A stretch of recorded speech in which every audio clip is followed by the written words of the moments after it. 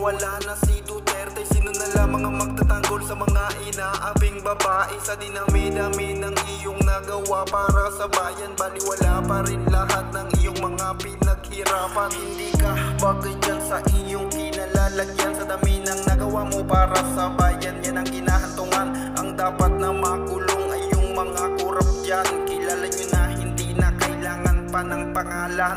Sino na lamang ang pupuksa sa mga katiwalian, sa mga nakawat patayan at sa mga nawawalan ng pag-asa na makikita pa anak nilang nawawala.